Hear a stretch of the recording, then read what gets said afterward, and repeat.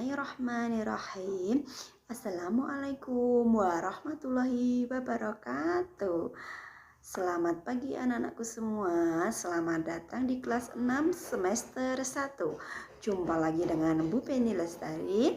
Bu Penny di sini akan mengampu materi PLH, Pendidikan Lingkungan Hidup. Oke. Semoga anak-anakku tetap semangat belajar di rumah. Karena dalam masa pandemi, jadi kita harus belajar daring ya.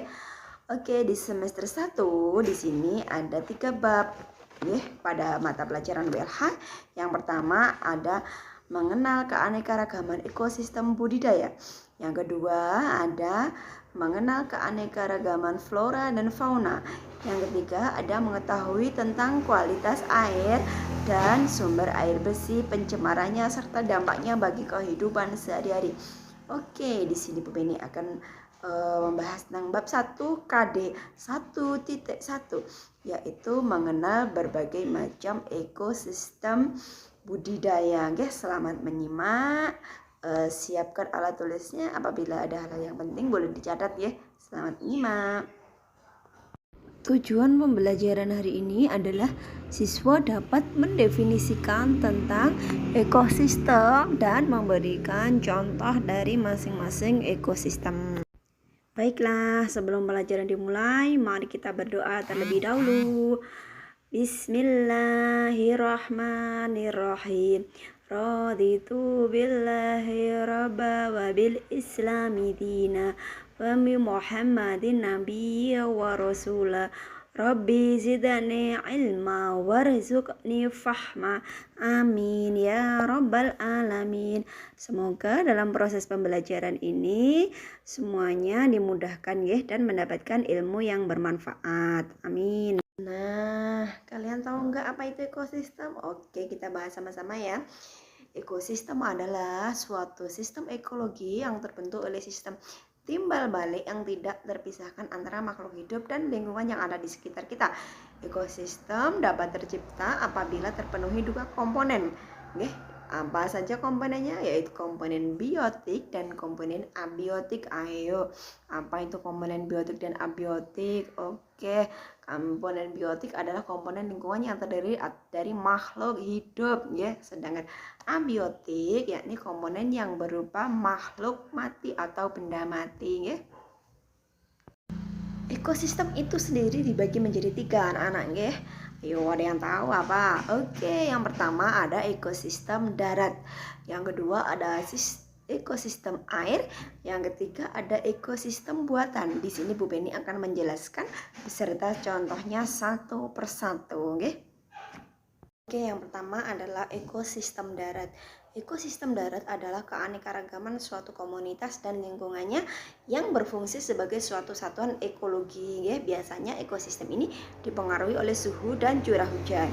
Contohnya adalah ketika di hutan itu ada hewan-hewan yang mencari tempat untuk berlindung.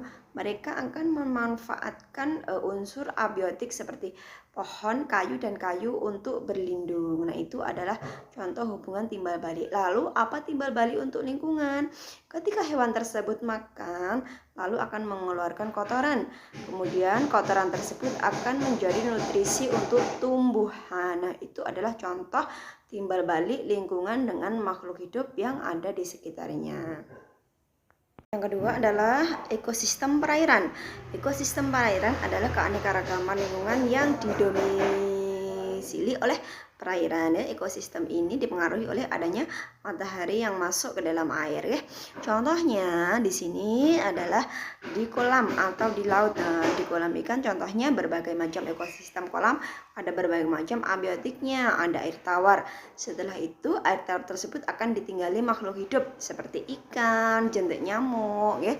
Kemudian nanti akan ada timbal balik antara abiotik dan lingkungannya ya. Mereka saling membutuhkan. Yang terakhir adalah ekosistem buatan. Ekosistem ini merupakan buatan yang diciptakan oleh manusia yang biasanya diciptakan untuk memenuhi kebutuhan dan memiliki keanekaragaman.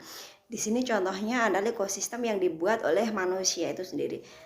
Contohnya adalah ekosistem persawahan, di mana tentu terdapat timbal balik antara abiotik dan lingkungannya.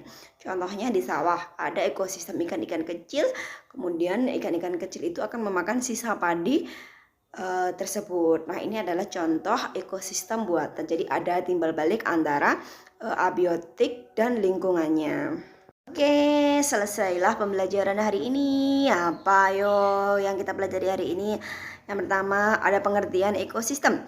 Yang kedua ada macam-macam ekosistem beserta contohnya, ya. Semoga ilmu yang Bu Penny berikan hari ini bisa bermanfaat untuk kita semua. Tetap semangat. Apabila ada yang kurang jelas bisa ditanyakan ke Bu Penny, ya. Terima kasih kalian sudah menyimak. Tetap semangat belajar di rumah. Assalamualaikum warahmatullahi wabarakatuh. Terima kasih.